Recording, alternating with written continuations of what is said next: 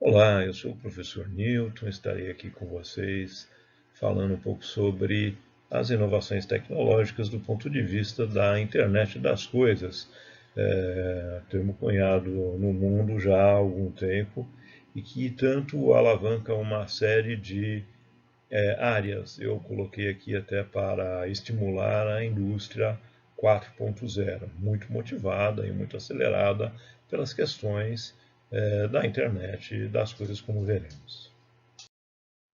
O ator principal desta história é Kevin Ashton, um especialista de Harvard que deu consultoria em 1999 a Procter Gamble sobre sistemas de RFID que são usados em chão de fábrica. Hoje nós observamos em lojas aquelas tags, aqueles sensores que tem nas portas das lojas. Ele imaginou, né, toda essa rede de sensores e de tags conectadas na internet. Em 2009 ele reforma essa ideia, introduz não só a questão de RFID, mas sensores de uma forma generalizada e atuadores para compor o termo Internet das Coisas. Um dos outros atores muito importantes na Internet das Coisas é o Mark Weiser, cientista. Ele foi cientista-chefe da Xerox na mesma época do Kevin Ashton, e ele idealizou o termo aí computação ubíqua, né, que seria a computação que está presente de uma forma transparente em todos os lugares, né, ajudando as pessoas, ajudando, né, o meio ambiente a se tornar melhor. Né. E ele dedicou um bom tempo, né, no Xerox PARC, idealizando dispositivos que hoje nós conhecemos como pads, como tablets, como quadros inteligentes para projeções. E aí, como definições interessantes e definitivas que vieram da internet das coisas, nós temos a do Gartner, cunhada em 2012 e 2013, onde eles afirmam que a internet das coisas é uma rede de objetos físicos, né, então uma rede que tem tecnologia embarcada, normalmente microcontroladores, né, que habilitam então esses objetos físicos a se comunicarem via internet, né, e, portanto, sensoriarem, né, sentirem o meio, interagirem com o meio, né, através de atuadores, através de uma técnica de programação. Né. Essa definição apareceu um pouco incompleta, então em 2013 veio a Cisco e complementou essa definição de IoT como IoE, Internet de Todas as Coisas, onde eles incluem na definição a interação com pessoas, né, com processos e dados, né, que circulam entre pessoas, processos, enfim, de uma forma muito rica e tecnológica. E como exemplos a gente pode dar o Smart Band. Smart Band, né, faz parte é um dispositivo de internet das coisas de uma rede PAN, uma Personal Area Network, onde você usa o seu celular para fazer a transmissão de informações sobre o seu estado de saúde, sobre a sua passada, pressão arterial, etc. Um outro dispositivo muito interessante é esse, também de rede pessoal, de rede spam, um dispositivo de realidade aumentada, onde você dispõe de uma pequena câmera na frente, acoplada, né, na frente de um óculos, que vai dar informações então do que você está vendo à frente, enriquecendo, né, o conhecimento que você vai ter sobre aquela localização, aquele olhar que você está tendo. Um terceiro dispositivo interessante de comentar são os drones. Nesse caso, um drone da Amazon fazendo entrega, né?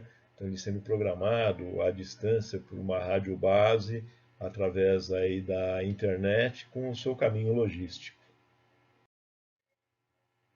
E quando a gente fala então em internet de todas as coisas, literalmente ela está em todas as coisas. Se você pegar aqui à esquerda e acima, a gente pode pegar o exemplo, por exemplo, da grande quantidade de pets que a gente tem. Então tem uma série de startups e empresas que propõem, né, coleiras com localizadores para que o dono, né, aflito, tenha a localização do seu pet em termo real. Mesmo vale para bagagens, né, para automóveis, dispositivos wearables que a gente aplica em pessoas, né, os vestíveis, né, em pessoas um pouco mais à direita, né, já indo para o agronegócio. Então, a grande quantidade de automação que hoje nós temos no agronegócio, propiciando uma melhor produtividade, né? E produtividade essa que é intensificada de forma incrível com dispositivos, sensores e atuadores que são colocados muitas vezes no solo para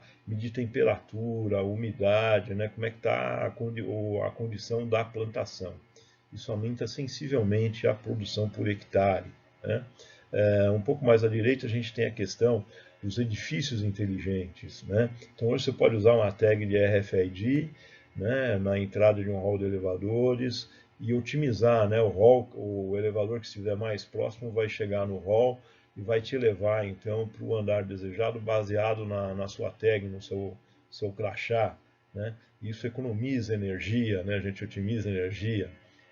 Nem se fala então um pouco à direita abaixo, a parte de telemedicina, de saúde, né? Onde nós podemos monitorar agora à distância e com mais precisão a saúde das pessoas, né? A condição de risco, às vezes, das pessoas.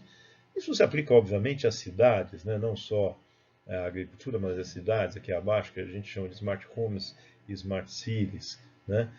Então, de repente, eu ter semáforos que estão melhor sincronizados com a questão do trânsito, o monitoramento, por exemplo, de córregos, para evitar transbordamentos ou alertar a Defesa Civil no caso de transbordamentos para ações. E finalmente, né, em verde claro, um pouco mais à esquerda aqui, eu gostaria de citar o caso do tênis, né, que é capaz, hoje tem tênis que medem a sua passada de uma forma, a sua pisada de uma forma inteligente, de forma a propor correções e até palmilhas para que você tenha, né, um melhor desempenho, um menor desgaste do seu corpo, né, com a passada. Tudo isso possível graças à internet das coisas, né? E é um fruto, então, é uma área, né, em que a gente pode investir em automação, em microcontroladores, né, em dispositivos inovativos, né, e a imaginação acaba sendo o limite. É observar, né, o que está acontecendo em cada uma das situações aí, como as que eu ilustrei, e ver como é que você pode melhorar sensoriando, né, automatizando essas. Possui um comitê para definir o plano nacional de internet das coisas e os grupos de trabalho, gerenciados aí pelo BNDES junto com o MCTIC, né, o Ministério aí da Ciência e Tecnologia. O gráfico que vem sendo respeitado, né, do crescimento do volume de coisas que estão conectadas aí cada vez mais na internet, né? Nós tivemos uma primeira onda em 95 com o boom da internet, né? E do www, então com computadores aí até 200 milhões de computadores conectados na internet, em seguida dispositivos móveis pessoais até 2013, né? Com a introdução principalmente do smartphone e de dispositivos generalizados de internet das coisas, que gera essa projeção em 2020 aí de até 50 bilhões de dispositivos estarem conectados na internet, se comunicando, trocando dados e trazendo informações e conhecimentos relevantes para os seres humanos. Não poderia deixar de, né, comentar os diversos dispositivos de internet das coisas que são embarcados hoje e que propiciam, né, e a automação que a gente tem hoje de forma ou a gerar uma direção assistida, ou, né, quando o computador assume, a computação assume totalmente o controle do veículo, onde a gente chama de direção automatizada, né? No Brasil isso é um grande desafio, porque a gente tem uma carga tributária que gera imposto sobre imposto. Então nós temos que ter o desenvolvimento nacional, né, desses dispositivos de direção assistida e direção automatizada para poder otimizar o custo dos nossos veículos e trazer a níveis aí execuíveis brasileiros. E a razão para a gente ter a direção assistida, automatizada, não é simplesmente luxo, né? Alguma coisa, um acessório a mais que você vai colocar. É principalmente motivado por essa questão considerada pela OMS, né, como um problema mundial gravíssimo, né, onde muitas pessoas perdem a vida em função do trânsito mundialmente. Isso pode ser muito melhorado com as tecnologias de automação e de internet das coisas. Aqui dois exemplos muito interessantes de rede pessoal. O primeiro à esquerda de realidade virtual, né? É um ambiente ainda que pode ser bastante trabalhado, né? E que propicia à pessoa experiências novas, né? Experiências de treinamento, sem o risco, né, de ser colocado num ambiente que ela não conhece, né? E ainda tem sido muito utilizada, por exemplo, para o turismo, né?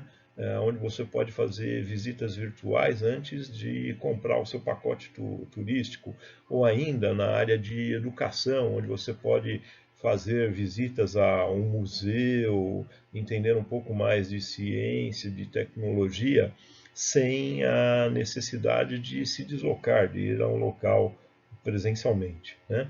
O Brasil ele possui centros interessantes de desenvolvimento da realidade virtual. E à direita a gente tem a realidade aumentada, que pode ser usada, né, não somente aí pelo óculos, como esse rapaz está usando, mas pelo próprio celular, né, apontando para objetos, né? Por exemplo, você entra numa rede varejista e aponta o seu celular através de um aplicativo, ela vai te indicar quais são aquelas promoções do dia, etc, né? E já existem aí resultados, né, comprovados de que para o varejo, né, há uma melhoria de 30% em vendas, utilizando o conceito de realidade aumentada. E para o chão de fábrica, melhoria de 22% na produtividade. E algo que eu não poderia deixar de falar, né, que vem com os novos critérios de automação e de internet das coisas, é a manutenção preditiva, né? Hoje, imagine um automóvel, né? Uma das formas que você tem de tratar o automóvel é você vai usar o automóvel até que algum momento ele quebra, ele para, né, em algum lugar e vai te dar aí um prejuízo de guincho, enfim, às vezes até de uma manutenção mais cara, né, porque você não tem muito aonde escolher. Isso também acontece em ambiente fabril, né, uma parada de uma linha de produção, né? É o que a gente chama aí da manutenção corretiva. Uma alternativa para isso é a manutenção preventiva. Então, no exemplo do seu carro, você pararia a cada 5.000, 10.000 quilômetros seu carro numa autorizada e lá eles vão trocar uma série de partes e peças que não venceram ainda, né? Então, no fim, você acaba tendo um certo prejuízo em trocar peças que de repente ainda estão boas, poderiam ser usadas, mas que garantam, né, que você vai poder usar o automóvel depois sem a parada, né?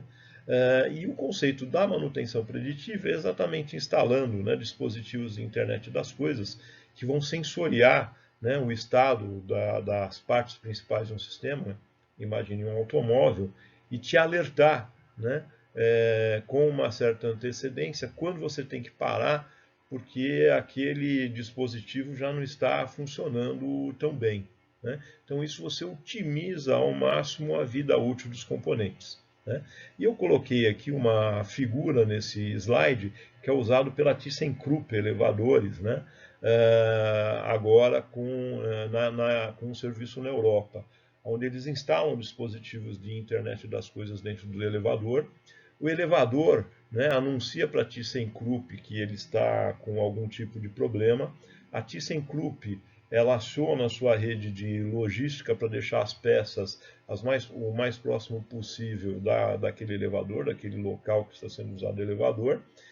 E finalmente é feita uma ligação ao cliente, onde é agendado já com o cliente a troca da peça sem ele saber, né? E de uma forma preditiva.